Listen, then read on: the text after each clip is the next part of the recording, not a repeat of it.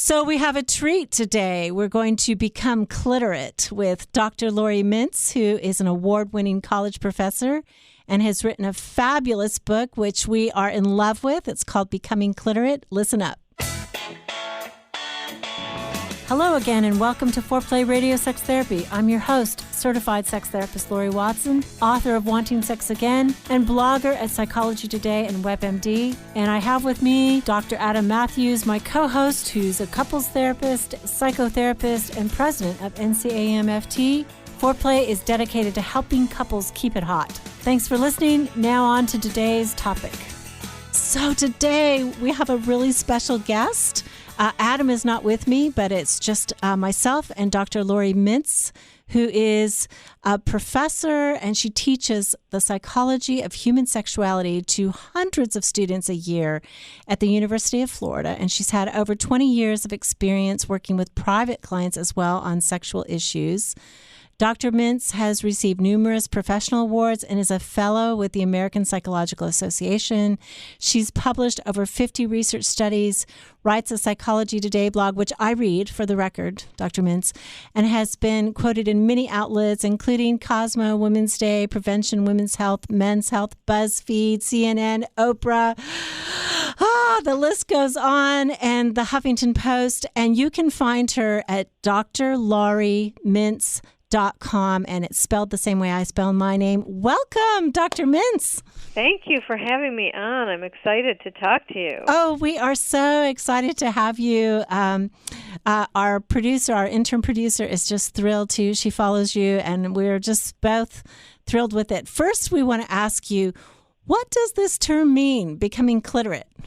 Well, it is a play on the word literate. Of course. And it's, I want to say I didn't coin the term. It's a very clever term, and it was coined by Ian Kerner, who wrote a wonderful book called She Comes First, A Thinking Man's Guide to Pleasuring a Woman. And it's great book, too, Ian. We love you, too.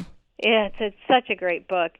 And he was so generous in letting me use the term because clitoracy, being clitorate, benefits both women and men, and really becoming clitorate means being educated about women's most important sexual organ, which is the clitoris, and elevating it into both cultural and individual consciousness. It means valuing women's sexual pleasure. Absolutely. And I think our listeners do value women's sexual pleasure, so they are thrilled to get the inside scoop on this. Can you tell us just why did you write this book? Why, how did you come across this as such a need for study? Was it your students, as you were polling them and interviewing them and being with them, that you realized there was an orgasm gap?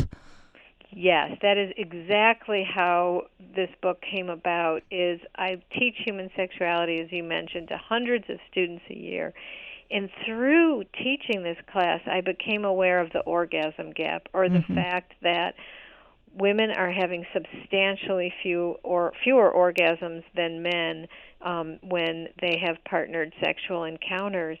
And I started really understanding the reasons for the the orgasm gap, and that these are cultural reasons. So it's not because women's orgasms are elusive or difficult, it's because of what we've been taught, a whole bunch of cultural lies about sexuality in general and women's sexuality in specific. And so I started teaching my students. I started teaching to that knowledge, and I would get notes from both women and men, things like, thanks to your class, I'm orgasmic, or thanks to your class, my girlfriend is orgasmic. And I thought, I want to take this knowledge and spread it beyond my classroom and more broadly so that I could help the world become clitorate and women and men have sexual pleasure, enhanced sexual pleasure. That's fantastic. Our intern producer said that you do studies basically on your students where they have anonymous replies using like those clickers that text you and reply to your questions in class. And that's sort of how you get the data, which you then analyze. Is that right? That is right. So all through the class, and it's really so much fun, and it's the students' favorite part of the class, I'll ask them I'll questions. bet. Yeah, they love it. I love it. I'll ask them questions like based on, whatever topic we're studying.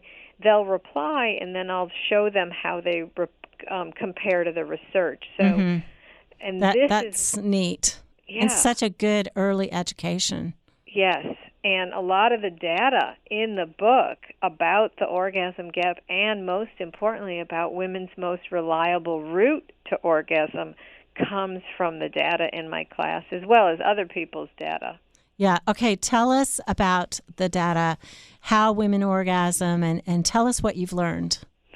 So what I have learned is that the vast majority of women, overwhelming majority of women, need clitoral stimulation to orgasm, that most of the nerves that women need to orgasm are on the outside, not the inside. And basically, there's a lot of research out there basically saying how many women orgasm from intercourse, but my data is different. I ask people, not do you orgasm from intercourse or not, but what's your most reliable route to orgasm? And only across thousands and thousands of students across many years, only 4% say penetration, thrusting alone. And the rest okay, wait. You got to say that for my audience one more time. Say it again. Say it louder. Loud and clear.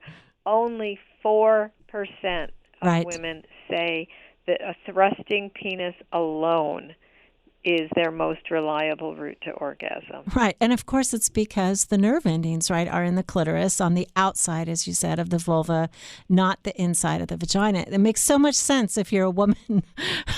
But I think that porn and the culture really tells both men and women that it's not that way. What percentage of women orgasm with their partners? And, tell us about that. Right. Well, if it's okay, first let me just underscore what you just said about porn. It basically, what you see is the man puts his penis in the woman's vagina with very little warm up, and she's instantly having an orgasm. And in real life, that's not how it works. And we've all been fed this lie. But instead, there are some women that orgasm most reliably from clitoral stimulation alone, oral sex, manual stimulation, a vibrator. I think about 34% is what I found. And then about 43% say their most reliable route is coupling penetration and clitoral stimulation. And there's different ways to do that, which I'm happy to get into. Yeah, tell us. Absolutely. So there's the sort of way where you get indirect stimulation, where you rub your clitoris against your partner's penis or pelvis. Pelvis, and as you are having intercourse. And that works for some women, but for some it's just not direct enough. Right. So for those women, having them reach their hand down and stimulate themselves, there is nothing wrong with that, or use a vibrator on themselves during intercourse. Or there's even some amazing couple vibrators, wearable vibrators. For example, there's cock rings that go on the penis that have a clitoral vibrator extending to it. So that is one way to get clitoral stimulation during intercourse. But I also want to really emphasize it's really okay not to both come during intercourse. It's really okay to have a turn-taking model. Right. And I think so many men are taught that they've failed if they don't bring her to orgasm through sexual intercourse, which makes them often try to last so long that her tissue is actually rubbed raw, and it isn't a pleasant experience for her. And for him, there's so much pressure. Oh my gosh, I have to stay hard for so long to have her reach orgasm. And of course, that's problematic for him too, that kind of pressure. Absolutely. And that's why this turn-taking model, I think it works so beautifully, because you can immerse in your own pleasure have an orgasm. Your partner can immerse in his own pleasure, have an orgasm, and there's much less like pressure and performance. So, and it can be, it can be oral sex where she comes and then intercourse where he comes, or it can be enough fooling around where she's aroused enough for penetration. He has an orgasm, and then they use the vibrator on her. And either way, that turn-taking model is such a beautiful way for many couples to take the pressure off a man's penis to perform the impossible. Yeah, exactly. So the turn-taking, I mean, that's brilliant. It just, I think that so many couples would be so relieved and would enjoy the experience more if they thought of it that way. Absolutely, because along with these, false images of women orgasming during intercourse, then they also orgasm at the same time as their partner. Of course, right. And I'd love to know the stats on that, which are, 0.04%? Exactly. And it's very hard to be mindful and immersed in your own pleasure when you're trying to, time an orgasm. It's just antithetical to having an orgasm, which is just fully immersing in your own sensations and your own pleasure. And I have seen this turn-taking model really, really enhance couples' sex lives. And I just highly recommend it. Now, of course, if a woman really loves coupling penetration and clitoral stimulation, there's absolutely nothing wrong with that either, but also really try not to time it like, we have to do it at the same time. It can still be somewhat of a turn-taking model. You can still be immersed in your own pleasure. That's right. Can you tell us how the gender inequality came about? I mean, what are the cultural issues that have affected us, maybe besides porn? Yes, and this has been for a very long time. Sure. An overvaluing of intercourse and a devaluing of clitoral stimulation. And some of it stems back to, procreation. Male ejaculation and orgasm are more essential, obviously, or are essential for procreation, whereas female orgasm isn't. But that doesn't fully account for the weight with which the female orgasm has been sort of discarded or not valued or not really, or a lot of ignorance surrounding it. And it goes all the way back to Freud, who said that clitoral orgasms were immature and vaginal orgasms were mature. And he went so far as to say that as a woman matures, she'll transfer, because he knew about the importance of the clitoris, that she'll transfer her good feelings from her clitoris to her vagina. And that's just absurd. That's like saying when you grow up, you'll start eating with your nose instead of your mouth. We don't change our biology as we age. Yeah, our anatomy doesn't change, it turns out. Exactly. I mean, But I imagine, too, that actually the inequity extended even before Freud, right? Oh, yes. I mean, I think that this has been in some cultural history, scary for women to become sexual beings and to have power in and of themselves. There's been all kinds of things that have led to this inequity. Absolutely. We have a huge, long history of being fearful of, ignoring, devaluing women's sexuality and women's sexual pleasure. And we are, even if I really love looking at the language we use when we talk about sex, and you really see it there, that you really see that we use the word sex and intercourse as if they were one and the same. Interchangeably, right. Yes. Exactly. Did you have sex? And, I often ask women, do you climax during sex? Forgetting that they're going to hear that as, do you climax during sexual intercourse? And they stammer and apologize. Well, no, but if he touches me, I do. It's like, exactly. Oh, that's fantastic. You mean you have sex and you climax? That's great. Right. And so by equating those words, we're saying that the way men most reliably orgasm is sex, and it's not. for women. It's not. Even those magazines articles, the best sex position for her orgasm, and they don't even mention the clitoris at all. Right. Oh, it's tragic. Okay, let's come right back. I want to know your favorite nickname for the clitoris when we come back. Okay. We are just a few days away from fall. Thank goodness we need that relief here in the South with all our heat and humidity. But I've been so busy between my gardening and getting ready to plant my bulbs that I really just, in my free time, I don't want to cook, which is why I love Daily Harvest. You know, Daily Harvest delivers thoughtfully sourced, chef-crafted food. And it's built on fruits and vegetables, which I love and I always need to eat more of. And it can be prepared in less than 5 minutes. It stays fresh for you in your freezer. You can fill your box with 65 different options. Each Daily Harvest cup takes one step to prepare, and you can add what's best for you, like almond milk to a smoothie.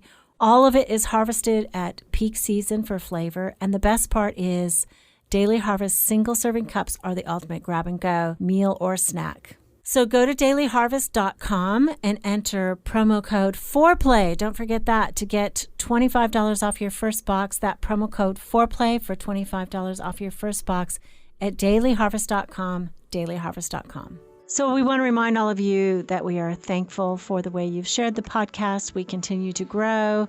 It is our greatest honor when you share with a friend the work that we're doing in trying to help people so that they can make positive changes and strengthen their marriages and their partnerships. And I think the last thing we'd like to say is both of us are doing intensives. So if you would like to work with us, let us know and call our centers. You can find us at foreplayradiosextherapy.com. And if you like what we're doing and want to help support us, we'd love for you to rate and review us on iTunes. So thanks for listening. I'm excited to have a new sponsor. I want to tell you guys about this cool new app, Audible Escape, that has unlimited love stories to help you get in the mood. They've got some sweet and really sexy stuff too. You know, love stories have that ability to just whisk you away no matter where you are, whether you're driving home from work or running errands or doing chores. All that can just fade into the background when you're listening to the happily ever after.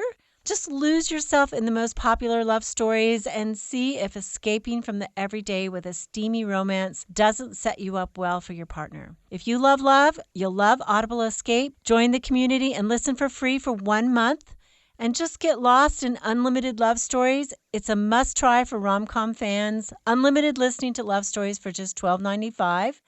So download the app and listen to all these sexy stories and get in the mood with www.audible.com/foreplayradio. Remember to put the radio after foreplay. www.audible.com/foreplayradio. And there's a link for it in our show notes. We are here with Dr. Mintz, the author of Becoming Clitorate. Please run out and get that. It is on Amazon and bookstores everywhere. Why Orgasm Equality Matters and how to get it. And Laurie, you are about to tell us your favorite nickname for the clitoris and why. Tell us about that. Well, that is such a fun question. I love talking about that. And in the book I have a section on linguistic analysis, and I talk about, how we use the word sex and intercourse as if they're the same, but I also realized in writing that we have more nicknames for the penis than almost any other organ in the human body, and we have very few nicknames for the clitoris, and in fact, a lot of people are really uncomfortable saying the word clit or clitoris, so I thought, well, we need a nickname for it to make it more comfortable. More familiar, more fun. What's the nickname? Well, I have two. Okay. When I started thinking about this, I started thinking we call the penis by men's names. Yes. And Dick, right. And Peter. Peter, right. And it gives it like a life unto itself. And so I thought, well, let's find a woman's name. And when I did that, the name Tori popped out of clitoris for me. I love it. So I love the word Tory, but then I started talking to young women, and they were like, no, because I know a Tory, and I couldn't use that word. And so then I came up with the term Clio, which in Greek means glory and fame, and I thought, well, there we go. Let's call her Clio. And then the end, I decided it doesn't really matter what we call her at all. Let's just start talking about her loud and proud. That is wonderful. I love that. Clio or Tori, either of those great names. I think, too, it's a way that it's an integration of your body, the way that men name themselves and are so playful. And I think that's what you're getting at, is women need to integrate, own their clitoris with a name or thinking about it or being able to talk about it. Exactly, because what is not named doesn't exist or isn't attended to. And what is not exist and not attended to is somehow or another covered in shame and badness, right? Right, and it goes hand in hand, no pun intended, about how we call our entire genitals a vagina. Right, and it's not. That's not. There's only one part that's the vagina. Oh, I'm so glad. Okay, talk about that, because I hear that all the time. So the vagina is the hole, in the cavity, the canal, where right? Penises go in and babies come out. The rest is called the vulva, and it includes the inner lips and the clitoris and the mons pubis, which is that kind of fatty area above, right above the genitals or on the genitals. And those are all of the parts that are just chock full of touch-sensitive nerve endings. And that's touching the vulva is what brings most women to orgasm. But when we call our entire genitals a vagina, we're linguistically erasing the parts of ourselves that give us the most pleasure, and we're naming our entire genitals by the part that gives our male partners, the most pleasure, not ourselves. That's true. And I just kind of like the word linguistic. I just want to linger there for a minute. It's kind of a sexy word too, like cunnilingus, right? Talking to the clitoris. Yeah, it's sexy. Okay, can you talk about why it's important for women to really take pleasure into their own hands and explore their bodies and learn what they like so that, they can learn how to orgasm? Absolutely. The most essential step to orgasming with a partner is masturbation, is taking matters into your own hands. Because unless you know what you like, you won't be able to teach a partner that. And so many times we know, here's another really wonderful statistic.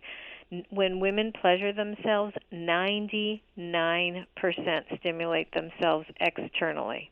Right. Sometimes alone, sometimes coupled with penetration. Yet with male partners, they just assume, oh, I don't need that. I'll just orgasm from penetration alone. But no, the essential step is getting the same kind of stimulation alone. So finding that out by yourself, what turns you on, what brings you to orgasm, and then being able to show or tell your partner, that's the essential piece of the puzzle. That's how a woman communicates and becomes orgasmic with her partner, right? Being able to show, being able to talk about it and tell.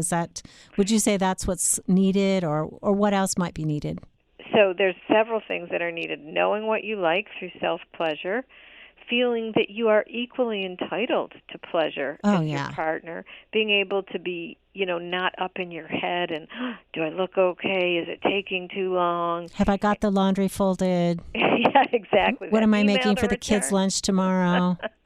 Exactly. And then Stop already. Yes. And so all of those are ingredients, but to me the essential ingredients are truly knowing what you like and then being able to communicate that and then fully immerse in your own pleasure and feel entitled to that. I think what you're saying is so important. And what would you say to the partner who says, I am desperate to please her, but she won't tell me what she likes. I don't even think she knows what she likes. I think she's never masturbated. And can you speak to his frustration when he's really a guy who does want her to have equal pleasure and does want her to have orgasm, but it seems to happen by chance versus with intention because she won't talk about it? Right. And I talk to so many men like this, and there's been a lot of like male bashing about women's lack of orgasm, and I don't buy that at all. Most of the men I talk to desperately want to please their partner. Me too. Yeah, it's so important to them. They may sometimes be misguided from our cultural lies about what that is. Yes. Or in this case you're talking about, their partner may not know or be able to say. So I would say to that person, have a sit-down talk, not in bed, not during sex, just I would like to talk to you about something where there's time and space, and really own your desire to please her and say, I really love you. I really love having sex with you. I really want you to have pleasure. I really want you to tell me what you need. And if you don't know, like maybe we could figure it out together, or maybe we could even go to a sex therapist or read some books, or read some books together or watch some videos. There's a great site called OMG Yes that talks about this, that shows this. And I would love us to get comfortable together so that I can bring you to orgasm, I can be part of your orgasm, and that so we both can share in this wonderful experience together. And I love that. And again, Laurie Mintz's book, Becoming Clitorate. Could you tell us, though, maybe just a little bit before we let you go, about the reasons some women have shame about this and are unable to kind of explore their bodies, somehow or another feel like it's bad or wrong, and haven't done that work, which is, I think, essential, right? I talk on the podcast sometimes about developing the erotic self. This is not something that we grew up knowing we had to do. We thought sex was going to be natural, right? And if it's not natural, it's not good. But really, there's a tremendous amount of growth, personal growth, that needs to happen, I think, especially as women, to own our sexuality. But what about the woman that really struggles? Can you talk about that? Yes. And there's so many roots to that. Sometimes there's body shame, not knowing what other vulvas look like, thinking that something's wrong with yours when vulvas come in all shapes and sizes. A lot of times there's religious or cultural pieces, being told that sex is dirty or touching yourself is dirty. So many negative messages. And so whatever is holding that person back, to really look at that. And, sometimes the most difficult one is religiously instilled beliefs. And I have a story that I often tell clients that helps with that. I had a client I was working with who was never having orgasms, and I talked to her about her clitoris and how it's the only organ in the human body designed for pleasure. And she went and she read a book. I don't know if this quote was from the book or not, but she came back the next week and she said, if I have an organ in my body that's designed just for pleasure, this must be God's gift for me, and I'm going to use it. Woohoo! I think that is awesome. That is great. I too have a story. A woman who was having sex 3 days a week with her husband for 12 years, never had an orgasm. And they were with a strict kind of religious group. And she talked about it, and I prescribed some exercises, and he was all on board. He was very much pro orgasm for her, but they were both kind of rigid and hung up. And about the third week, she came in and she said, as we were leaving, she said, "What about a vibrator?" I said, "Oh yes, you can use a vibrator too." But I hadn't even thought to suggest that because of the rigidity of her background. But apparently, the vibrator was outside of the sacred texts. So that was permissible, whereas masturbation was not permissible. What a great story, right? Because a vibrator, you're not touching yourself. The object is touching you. Yes. And we know that so many women's orgasms come much easier with a vibrator. And back to your question about men's endorsement and acceptance and encouragement of a partner's vibrator use is really related to how satisfied a woman can be. Yes, and can you say something, men sometimes get anxious about that. What if I'm replaced? What if she doesn't need me? What if she has pleasure all by herself and then I'm just not necessary in bed anymore. I think that can be a real fear. Or I'm inadequate, right? It goes back to my penis is somehow or another a vibrator and therefore inadequate. But somehow or another they get anxious about replacement or fear of shame for not being enough. Absolutely. Well, I think it goes back to first realizing that your penis isn't the source of her orgasm to start with. Really, ever. So let that go. And then think about the fact that a vibrator it doesn't laugh, it doesn't say I love you, it doesn't cuddle, it doesn't kiss. It just gives women the intense stimulation and the type of stimulation that they need. I use the metaphor of if you went swimming with your partner in a pool and you had like a little floaty or raft and you played and you swam and you got off the raft and on the raft and had a great day, you wouldn't go and tell your girlfriend, oh my, I had a wonderful afternoon with my raft and my boyfriend or my husband was there. Right. And the vibrator is just like the raft. It's a tool to enhance the experience. It's not replacing the person. That's beautiful. Well, thank you so much for joining us on Foreplay Radio Sex Therapy. We are thrilled to have you. You can find Dr. Mintz at drlauriemintz.com. Please order her book, Becoming Clitorate. It's fantastic. And thank you very much for joining us. It's been really fun. Thank you for having me on. It's been fun. You can now call in your questions to the Foreplay question voicemail. Dial 833-MY-4PLAY. That's 833-4-PLAY. And we'll use the questions for our mailbag episodes. Hey, help us stay on top here at Foreplay. We'd love it if you would subscribe and share it with your friends. And please take 1 sec and rate and review us. Thanks so much. All content is for entertainment purposes only and should not be considered as a substitute for therapy by a